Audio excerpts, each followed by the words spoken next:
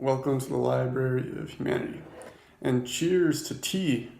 And it's amazing that you can walk to the supermarket or drive if you prefer to drive. But if you're close enough, walk to the supermarket, like a Whole Foods or something like that, and you can get tea from anywhere in the world at your choice. It's really amazing that you can go to the supermarket and get anything you want from anywhere in the world whenever you want. And so that's the modern economy. That's capitalism as we see it today. The reason why your life is so comfortable is because of the economy, which is based on capitalism.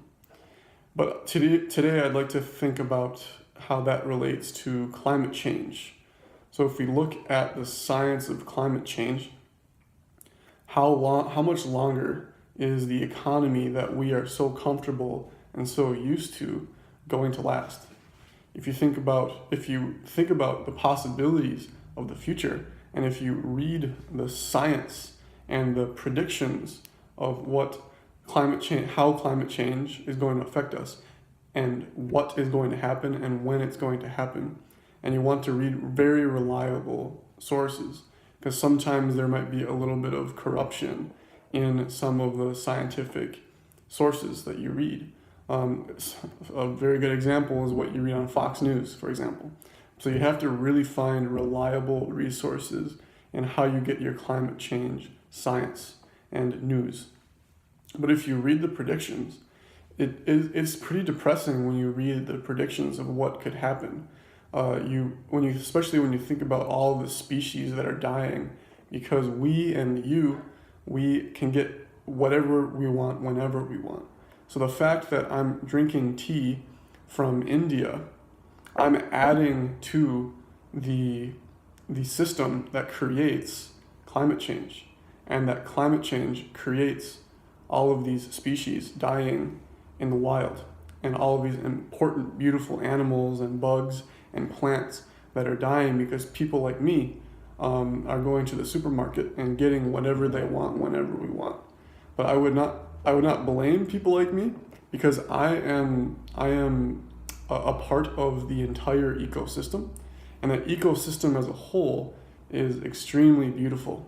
So Earth, or Gaia, is extremely beautiful, and it's a living organism. So Earth is the largest living organism that we know that is living, like literally living. It's alive, breathing and moving. And Earth is probably the perfect example of being a conscious living organism that maybe doesn't seem conscious to people who ascribe to the Western culture, because we believe that consciousness comes from the brain. And even some people believe consciousness comes from only the human brain. But that's a little bit naive to think that animals and plants and even like the ecosystem as a whole has no consciousness. But I would argue that the entire ecosystem, the whole biosphere, and all of Earth is a living, beautiful organism that deserves our reverence and deserves to remain alive and deserves love and respect for as long as possible. And the thing is because of climate change, because of human behavior, the Earth is beginning to speak and say that we no longer can behave in a way that serves only me and not the entire Earth. So most human behavior is derived from the mentality or philosophy that I am more important than the Earth in general. I can take all of her or his resources. So instead of talking about the Earth as it, you can start talking about the Earth as he or she, to give it a little bit of a more human or like conscious feeling. So when you're taking materials and natural resources without thinking about the consequences of what Earth might do, that is very detrimental to the entire ecosystem. But also that's detrimental to your soul, because your soul is what is connected to Earth in general. And so this is very related to scientific evidence, because Earth is on kind of this cusp where climate change has been slowly beginning. So we have been just been starting to see the effects of climate change in the last 10 years. I remember as a kid in like 2000 or 2001, I started to hear about global warming. I heard about it, but the idea was like global warming was something that we had to worry about in the future. But now we think about climate change as we see it happen. We see the forest fires in Western United States. We see floods and droughts and extreme heat and extreme cold and large superstorms. And this is going to happen more and more frequently and worse. And so people are already moving away from their homes because of climate change. And this is going to create more and more climate change refugees. And so this is just going to become more and more of our reality, and it's going to become worse and worse. So this is where the fear comes in. So climate change and fear. So people are going to become extremely scared in the future because of their livelihoods are going to be taken from them. Like if they have a family farm, or if they have a specific job that relies on natural resources. But that's just the beginning. Like the entire economy that you're used to, you being able to drive to the supermarket, or you being able to drive to work, or you being able to be in the middle class, all of that is going to completely change in the next 10, 15, 20 years. So we can't be complacent. We have to be forward thinking and think about how can we serve Earth, because this economy that we have right now is no longer an option. Like your middle class job, your car, your life as you know it is going to change. It no longer works because of our philosophy and our myth that Earth is something that you can just take her resources without consequences, and that you can live in this growing economy when the resources of Earth are finite. You cannot use all of the resources. You can't consume more than the resources that are given to you by Earth. Earth gives resources to animals and humans, but the laws of the Earth are that you can't consume more than what is given.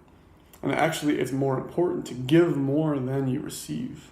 So we need to start thinking about a philosophy where we can give more and receive less. Have less or fewer expectations for what Earth can do for me, right? So we have to think about how we are Earth rather than thinking about Earth as separate from us. Like we are Earth, and Earth is basically dying. The entire biosphere is basically dying because of human behavior, because of human nature. Again, you can't blame any particular human, it's human nature. And so we need to be able to go beyond our current status of human nature, go beyond our human nature to discover more about what we are. And so that's kind of the third part of this short video.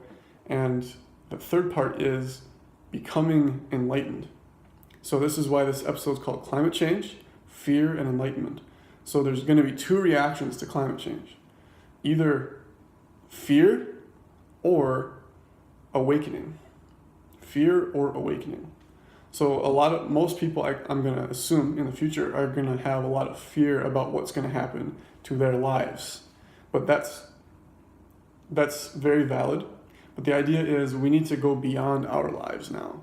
This is kind of like survival in the sense that we have these tools called, for example, yoga, meditation, philosophy, wisdom, truth.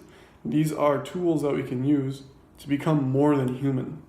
We need to go beyond our humanness and humanity to enter into the next realm of reality, because this realm of reality where we have the economy and globalization and climate change, this no longer works. So we need to be able to go beyond that, which there are many ways.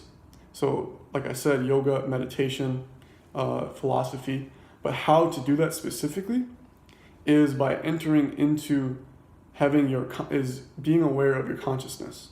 So we need to start beginning to change the definition of consciousness. So consciousness with a little c is your consciousness, like Kyle or you. That is your little consciousness. But your little consciousness needs to begin to enter into the big consciousness. Okay? So the big consciousness is what you learn in biology and physics when you learn, like, what is everything happening inside of. So biology and physics happen inside of this great big emptiness. Okay, so in physics or biology, they might call it just empty space, especially if you study quantum mechanics. So the empty space is both the smallest and the biggest thing that you can imagine. So it's even smaller than subatomic particles, and it's bigger than the universe.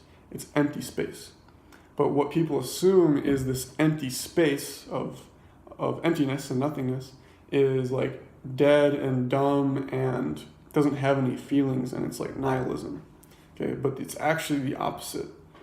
It's when you enter into this emptiness, you see it first as empty, but then it becomes a loving, compassionate, conscious being and awareness of love.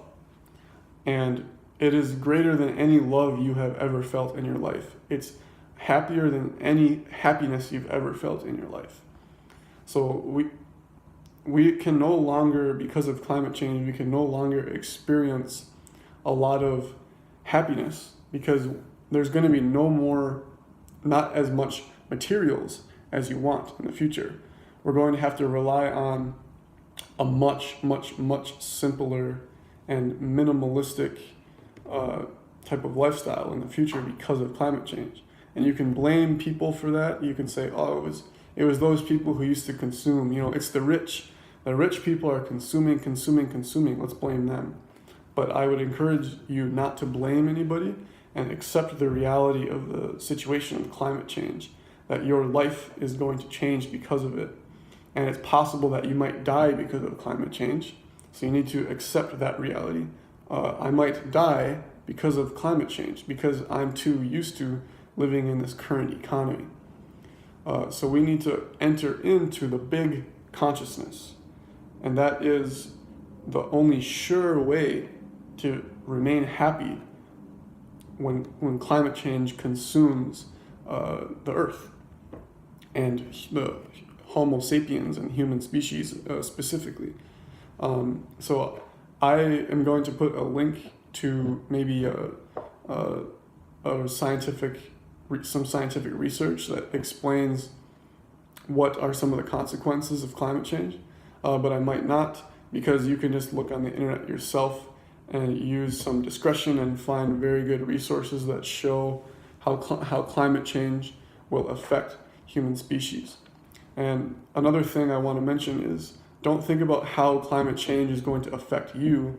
See that you are humanity. Like, your identity is humans. Like, I am all humans. And climate change is going to affect humans in general. It already is. So there's already suffering from climate change. And that is your suffering. Because there's somebody suffering, you are suffering. Because we are all humanity. So we have to start seeing and believing that we are humanity, and not only that, we are the earth that is behaving against humans. So it's like, we used to believe that it's humans against nature, but it's actually, we have to see that we are both nature and humans. So this is when we start really, really caring and having more compassion towards earth and all humans who are suffering from climate change and suffering from overconsumption. So here in the short term, there's overconsumption. So we have to be compassionate towards those who overconsume. And in the future, when consumption ends or basically recedes, then we have to be compassionate for those who are starving and sick and have to move from their home because of climate change. So, and we have to go beyond that fear. So this fear is going to consume your heart. That's like, I might have to really change my life because of climate change. or I might have to talk to my family about climate change, for example. Or you might have to change your job because you see the reality of climate change.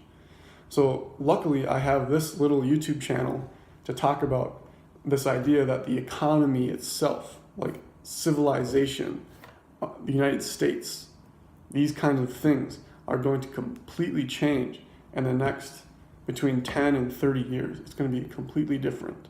And if I was in the mainstream, I wouldn't be able to say these kind of things because I could maybe get fired from my job or people would ostracize me.